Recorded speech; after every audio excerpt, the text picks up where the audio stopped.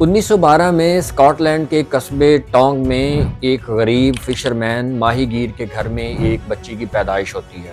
یہ Scott land کا وہ علاقہ ہے جو پہلی جنگ عظیم کے بعد تباہی کا شکار ہو گیا تھا۔ اس تباہی کے نتیجے میں بہت سارے لوگ وہ علاقہ چھوڑ کے جا چکے تھے یا چھوڑنے والے تھے۔ خاص طور پر اس علاقے کے مرد حضرات اس جنگ کی وجہ سے زخمی تھے، اپاہج تھے، مار دیے گئے تھے یا وہ علاقہ چھوڑ کر جا چکے تھے۔ 1930 میں جب وہ بچی 18 سال کی ہوئی تو اس نے بھی اپنے آس پاس غربت، تباہی اور افلاس دیکھی۔ ایسے میں اس نے سوچا کہ اس کو بھی یہ علاقہ چھوڑ دینا چاہیے اور وہ کسی ایسے علاقے میں چلی جائے جہاں اس کے لیے زندہ رہنا آسان ہو۔ 1930 میں ہی اس نے فیصلہ کیا کہ وہ امریکہ جائے گی۔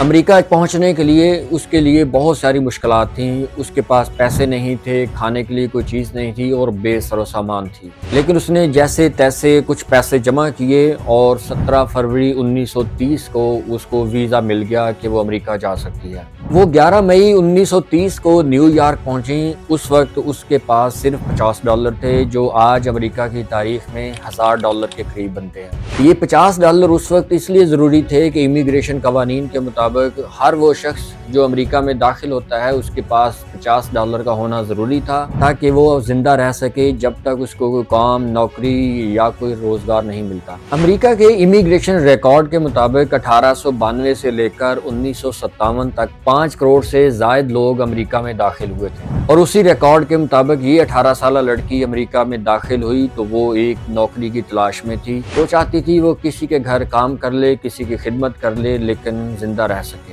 اور دلچسپ بات یہ ہے کہ اس لڑکی کی 3 بہنیں اس سے پہلے ہی امریکہ میں داخل ہو چکی تھیں، جو غربت، افلاس اور جنگ کی تباہی کے باعث اپنا علاقہ چھوڑ چکی تھیں۔ اس لڑکی نے بھی امریکہ میں آ کر ایک گھریلو لڑکی کے طور پر کام کرنا شروع کر دیا، کیونکہ اس سے قبل اس کی 3 بہنیں بھی یہی کام کرتی تھیں۔ وہ بھی کسی کے گھر میں ایک ڈومیسٹک ورکر کے طور پر کام کر رہی تھیں۔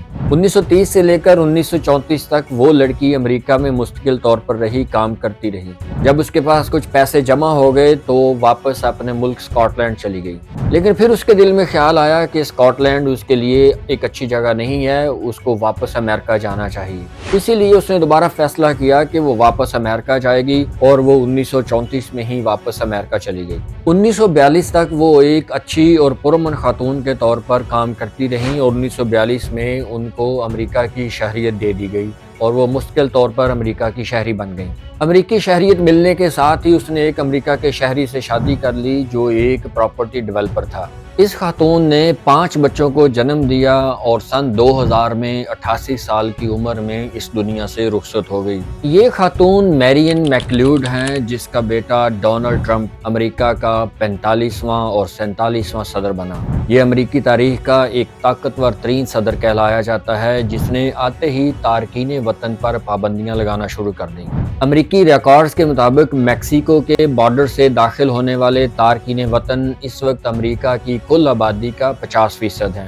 ٹرمپ نے دوسری بار صدارت کا عہدہ سنبھالتے ہی تارکین وطن پر مختلف قسم کی پابندیاں لگانا شروع کر دی ہیں۔ انہوں نے اعلان کیا ہے کہ غیر قانونی تارکین وطن کو گوانتانامو کی جیل میں بند کر دیا جائے گا۔ وہ ڈونلڈ ٹرمپ، جس کی والدہ بھی ایک تارکین وطن تھیں، اسکاٹ لینڈ سے بھوک پیاس کی ماری ہوئی امریکہ میں داخل ہوئی تھی، اسی ڈونلڈ ٹرمپ نے اعلان کیا ہے کہ گوانتانامو میں ایک ایسا حراستی مرکز قائم کیا جائے گا جہاں 30,000 سے زائد لوگ حراست میں رکھے جا سکتے ہیں۔ کیوبا میں امریکی بحری اڈے کے قریب بنایا جانے والا یہ حراستی مرکز اس ہائی سیکیورٹی جیل سے ذرا الگ ہوگا جہاں دنیا بھر سے قیدیوں کو لا کر وہاں رکھا جاتا ہے۔ صدر ٹرمپ نے اپنے ملک سے ایسے 10 لاکھ تارکین وطن کو ملک بدر کرنے کا بھی فیصلہ کیا ہے جن کے پاس پراپر ڈاکومنٹس نہیں ہیں۔ Los Angeles, New York, Houston اور شکاگو وہ علاقے ہیں جہاں غیر قانونی طور پر تارکین وطن قیام پذیر ہیں۔ تارکین وطن کے حوالے سے کیے گئے فیصلے پر بہت ساری تنقید ہو رہی ہے۔ امریکہ کے اندر، امریکہ سے باہر ایسی آوازیں اٹھ رہی ہیں کہ تارکین وطن کے خلاف ایسا رویہ کیوں اپنایا جا رہا ہے، اور ایسے صدر کے دستخط سے تارکین وطن کے خلاف کارروائیاں کی جا رہی ہیں جس کی اپنی والدہ ایک تارکین وطن کے طور پر امریکہ میں داخل ہوئی تھی۔